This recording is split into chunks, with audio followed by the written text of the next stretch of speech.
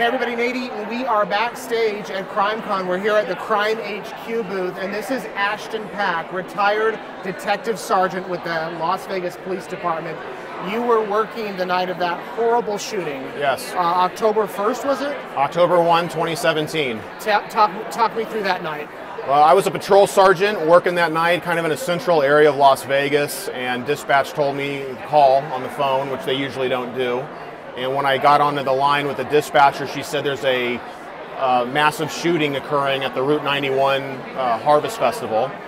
So I clicked the radio channel over and I could hear what sounded like automatic weapons fire, which we found out was the bump stock that the suspect was using. And I could hear the fellow police officers screaming, people were down, officers were down. So that night my team was kind of the on standby mode team to respond to any kind of an extraordinary or terrorist attack in the valley.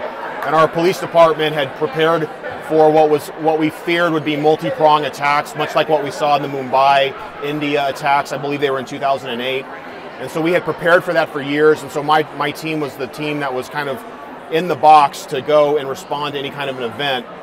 And that night I rallied up my team, and we ended up becoming one of the strike teams that night.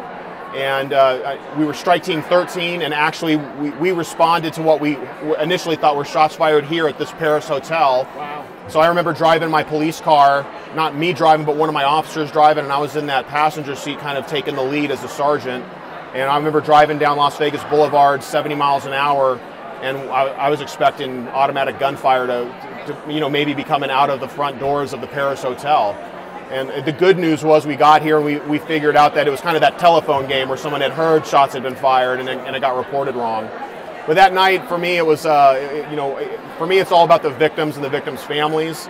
I watched people that night do far more heroic things than I did, who were there at that festival, people who had sprung into action, who became first responders at a moment's notice. And I was just so taken aback by the amazing humanity that I saw in such a tragic environment that night. It was such a horror show as a viewer watching it. I don't know how you even begin to assess that situation and try to get help to everyone that needs it, along with dealing with thousands of people trying to flee for their lives. Yeah, it's a challenge when you have massive amounts of people in one location, but I think we learned some very serious lessons, and I think lots of other police departments and first response folks around the country, they now look to what happened and know what are the best practices. Do we have the medical kits ready? We all have tourniquets now. Like every cop in America is carrying a tourniquet or more in their vehicle in case there is some kind of a need to stop the injury, the bleeding. And ultimately, it's made folks, I think, especially in the security world and entertainment venues, very, very cognizant that the threat is real. My fear that night was that we were facing some kind of an international terrorism attack, and I was anticipating multiple cells, multiple prong attacks that night, as some of my other law enforcement officers did as well. And unfortunately, it was just one evil human being that carried out this horrific attack. And it's hard, I think, for folks to understand that, but at the end of the day, individuals are capable of doing these bad things, and it's hard to say how do we get that information on him to stop the attack. I had worked most of my career in the counterterrorism world trying to take proactive steps to stop these attacks. This is one of those anomalies. He was just an evil human being who wanted to do something very bad that night. Well, we're glad people like you show up on those nights. Thank you. You're just one of the many speakers here at CrimeCon. We look forward to your presentation. Do you have a website, Facebook, anything like that you want to promote? Sure, I'm on Twitter at Ashton Pack, ASHTONPACKE.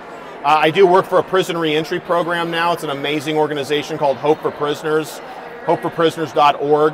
If your folks are interested in that, kind of seeing what we're doing out here a little bit different in the criminal justice world, trying to help folks not go back to jails and prisons, but get their lives together. And so my email is, I own my own security consulting company, Vanguard Intelligence Group, and you can reach me on my email at ashton@vanguardvegas.com. All right, you want more information, hit Ashton up. Thank you, sir. Thank you, sir.